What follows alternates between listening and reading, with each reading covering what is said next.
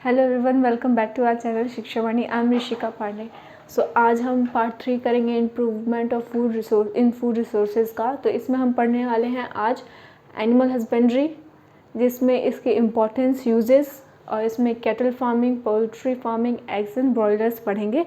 तो animal husbandry क्या होता है? हस्बैंड एक वर्ब है जिसका मतलब है टू मेंटेन केयरफुली। ठीक है, तो इसमें हम एनिमल्स को एनिमल्स को रखते हैं। एक तरीके से एनिमल्स का कल्टीवेट करने का एक तरीका, एनिमल्स को रखते हैं, उनको ईट करवाते हैं, उनको फीड करवाते हैं, उनकी ब्रीडिंग करवाते हैं, उनकी हेल्थ पे ध्यान देते हैं। ठीक है, इनकी इम्पोर्टेंस है कि ये लिमिटेड आई कैन से कि इनकी कल्टीवेशन ना एक बहुत ज़्यादा नहीं हो पाती, कंट्रोल्ड कल्टीवेशन होती है इनकी। ठीक है, और इनके बहुत सारे अलग अलग यूज़ है, जैसे ये दवाई में भी दवाई भी बनती है इनसे। जैसे कोई एनिमल से हम जेलेटिन लेते हैं, जेलेटिन कैप्सूल्स को बनाने में मदद होती है, वैक्सीन्स में मदद करते हैं। सब बहुत सारे इनके अलग अलग तरीके के यूजेज है। जैसे मीट चाहिए तो एनिमल के पास है, एग्स चाहिए तो एनिमल्स के पास है, फाइबर्स चाहिए, वूल्स चाहिए तो एनिमल्स के पास है। ठीक है, ये इनका यूजेस है।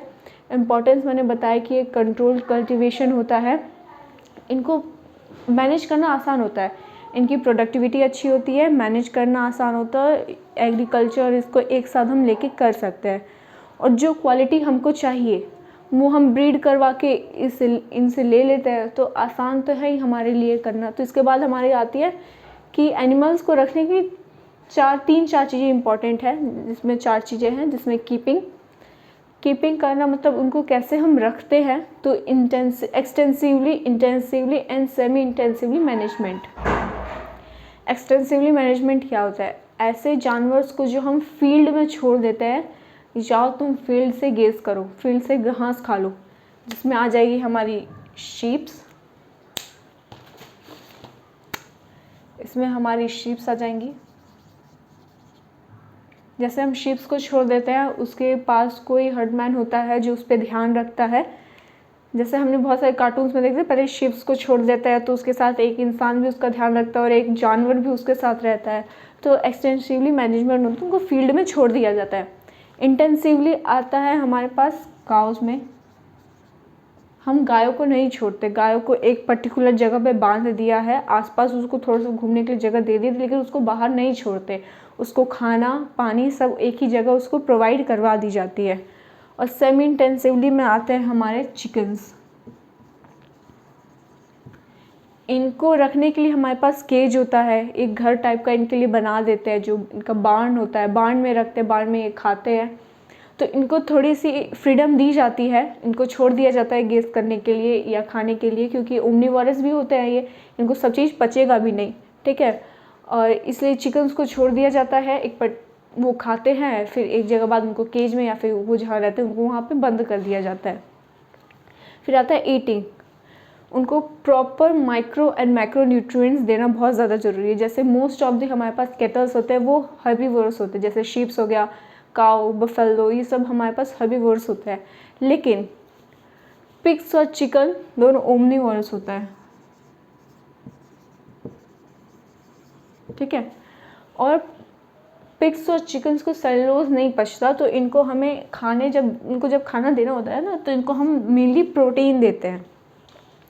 ब्रीडिंग में हमारे पास आती है सिलेक्टिव ब्रीडिंग, जो अभी हम पोल्ट्री और कैटल फार्मिंग में पढ़ेंगे, जो हमारे पास काउज और चिकन्स का है। ठीक है, और इसके बाद आता है हमारा हेल्थ पे इनका ध्यान देना बहुत ज़्यादा ज़रूरी है। हाइजीनिक इन्वायरमेंट इनको प्रोवाइड की जाती है कि इनको कोई बीमारी ना लगे। जैसे मलेशिया का एक बीमारी है, मलेशिया में जो हुआ था 1960 के अराउंड, जिसका नाम था निपाह वायरस। ये था फ्लाइंग फॉक्स से हमारे पास पिग्स में आया, पिग से फिर हमारे पास ह्यूमन में चला गया। ये था निपाह वायरस, जो हमारे हेल्थ में अफेक्ट किया। इनके तो हेल्थ को किया, हमारे हेल्थ को भी अफेक्ट किया। इसके बाद एक हमारा है H5N1, जो वाइल्ड बर्ड से ह्यूमंस में आया। तो ये कुछ बीमारी है जो ह्यूमंस में आती है, अफेक्ट करती है, फार्मिंग को भी अफेक्ट करती है, मतलब जानवरों को अफेक्ट करती है जिनको हम रखते हैं, कीप करते हैं।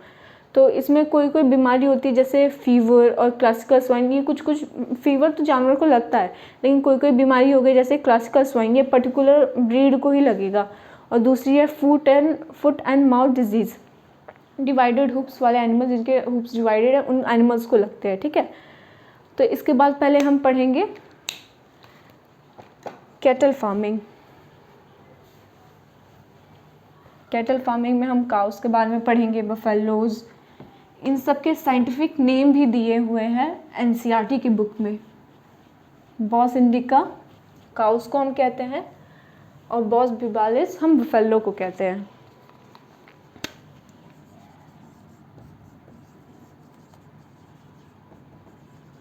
पहले कैटल फार्मिंग में जो एनिमल्स हमको मिल्क देते हैं उनको हम मिल्च एनिमल्स कहते हैं, जिनसे हमें दूध मिलता है वो मिल्च एनिमल्स हैं। जो फार्म के लेबर में हमें मदद करते हैं वो ड्राफ्ट एनिमल्स हैं।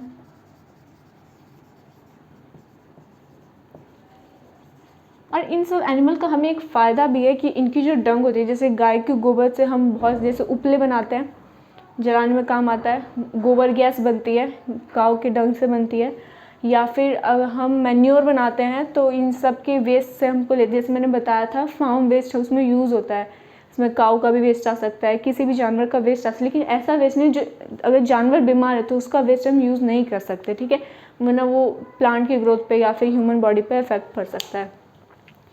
कैटल फार्मिंग में जैसे मैंने काऊ का बताया, मोस्टली दूध के लिए हम काऊ और बफेलो को प्रेफर करते हैं, ठीक है, जो हमको दूध दे। और उसके गाँव बफेलो के अलावा जैसे काऊ बफेलो हमारे पास मेनली हो गई, इनके अलावा जो हमको दूध देते हैं वो होते हैं शीप, कैमल्स, गोट, अल्पाका, ये सब हमको दूध देती है, लेकिन मेनली हमें दूध इनसे मिलता है। मीट हमारा हाईएस्ट प्रोटीन है। कई देशों में हॉर्स, डंकी, इन सब जानवरों का भी मीट खाया जाता है। जैसे मैं अल्पाका लिखा, अल्पाका का भी मीट खाया जाता है, शीप्स, कैमल्स, इन सब का तो मीट खाया ही जाता है, ठीक है। और कैटल फार्मिंग में भी हम इसमें सेलेक्टिव ब्रीडिंग करवाते हैं कि ब्रीडिंग कैसे होती है।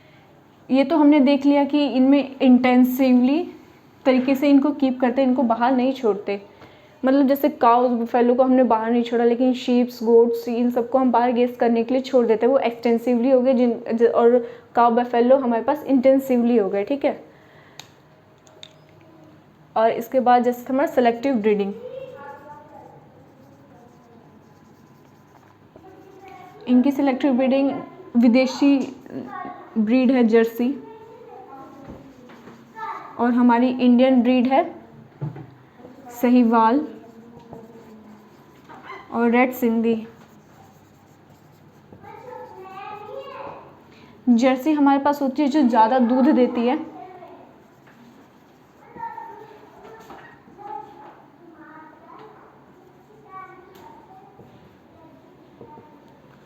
और हमारे पास सहीवाल होती है जो सहीवाल या रेड सिंधी जो डिजीज़ रेजिस्टेंट होती है।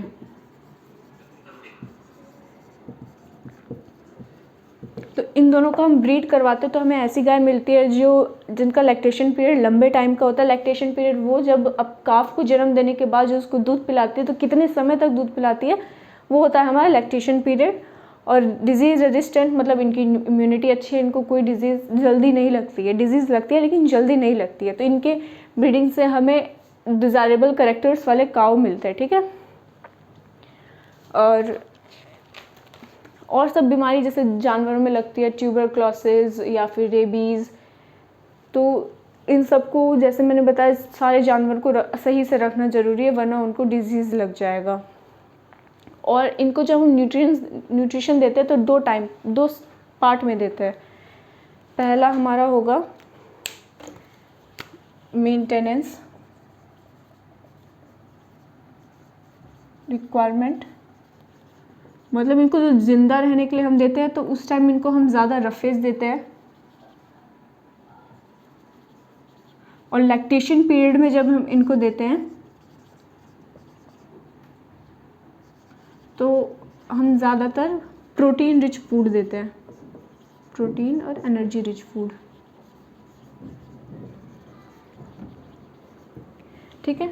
इसके बाद हमारे गाय को बीमारी भी लगती है, 2 तरीके की बीमारी लग सकती है, एक्सटर्नली,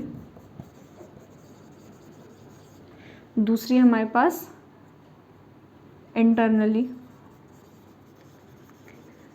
एक्सटर्नली में जैसे हमारी स्किन इन्फेक्शन होते हैं, स्किन डिजीज़ होती है, या फिर पैरासाइट जो उनकी स्किन के ऊपर लग जाती है जैसे लाइस, ये एक्सटर्नली में आ गया। और इंटरनली में हमें जैसे इनको फंगस, बैक्टीरिया बॉडी के अंदर जो लगे, या फिर पैरासाइट जो बॉडी के अंदर लगते हैं, वो हमारे इंटरनली हो जाते हैं। जैसे ह्यूमन में एलिफेंटाइसिस या फिर एस्कैरिस लगते हैं, पैरासाइट्स है, वॉर्म्स के कारण ये सब लगते हैं। तो और वैसे ही जानवर वाली बीमारी होगी तो वो अंदर जो बॉडी की होगी वो इंटरनली होगी, जो स्किन के ऊपर होगी वो एक्सटर्नली होगी। ठीक है, जो इनके स्टमक और लीवर को अफेक्ट करता है। इसके बाद हमारी आती है पोल्ट्री फार्मिंग।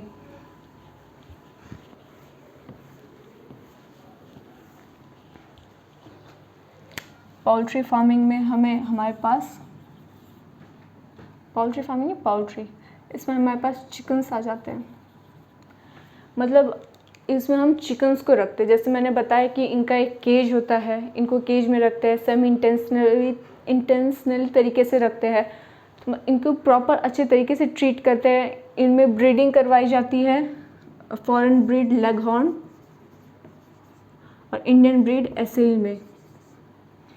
इन दोनों को जब हम ब्रीड करवाते हैं तो करवाने के बहुत ज़्यादा फ़ायदे हैं कि number and quality of chicks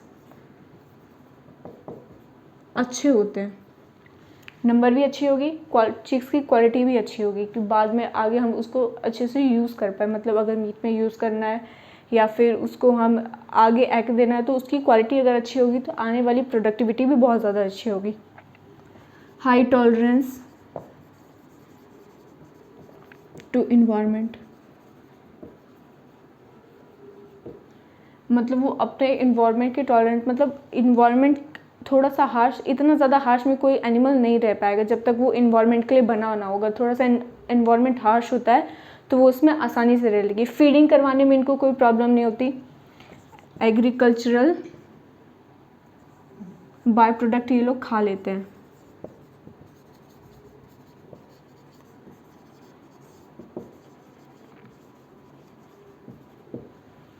तो ये हमारी हो गई पोल्ट्री। ठीक है, तो इसमें मैंने बताया जैसे लेगहॉर्न और एसील का हम यूज़ करते हैं, दोनों अलग अलग ब्रीड है। इसमें हम लोग सिर्फ चिकन्स का ही नहीं, टर्कीज़, गीज़ या फिर डक्स का यूज़ कर लेते हैं। कंपेरेटिवली टर्कीज़ को पालना ज़्यादा आसान है चिकन के मुकाबले। ठीक है, लेकिन टर्कीज़ में एक प्रॉब्लम है कि इनको ग्रो करने में ज़्यादा टाइम लगता है। और डक्स का ये है कि अगर हमें डक्स की ज़रूरत है तो कमर्शियली यूज़ के लिए हम इसको अराउंड 7 वीक्स के अंदर इसको मार देते हैं। ठीक है, इसके बाद हमारा आता है eggs and broilers.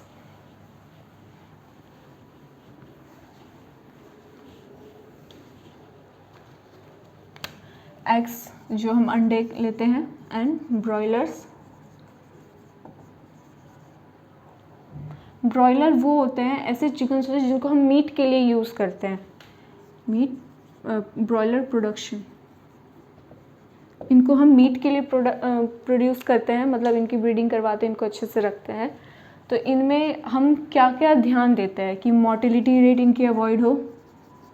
Mortality rate मतलब कि जिस अमाउंट से डाई हो रहे हैं, मतलब जल्दी ना मरे, मोर्टेलिटी रेट को अवॉइड करने के लिए। दूसरा हमारे पास आता है feathering and carcass quality. Carcass मतलब इनकी बॉडी जो होती है, मार देते तो इनकी बॉडी जल्दी मतलब उसमें माइक्रो ऑर्गेनिज्म लगेंगे लेकिन सड़ जाएगी, वो ख़राब हो जाएगी। लेकिन इसमें देखिए उसकी क्वालिटी कैसा है, जब हम उसको मार के खाते हैं तो उस समय उसकी क्वालिटी कैसी है, उसमें high rich protein and fats में वो रिच होते हैं। ब्रॉयलर्स, ठीक है। और इनको जो हम फीड करवाते हैं वो ज़्यादातर इनके पोल्ट्री फीड्स जो होती हैं विटामिन ए एंड विटामिन के होती है, ठीक है। तो ये भी है कि अब अगर हमें कोई भी जानवर को रखना है तो उसको अफेक्ट क्या क्या चीज़ कर सकती है, क्लाइमेट, टेम्परेचर, हाइजीनिक इन्वायरमेंट। अगर उनको प्रॉपर हाइजीन दे रहे हैं, प्रॉपर इन्वायरमेंट उनकी अच्छी, तो अच्छी तरीके से प्रोडक्शन होगी, उनकी अच्छी प्रोडक्टिविटी भी हमें मिलेगी।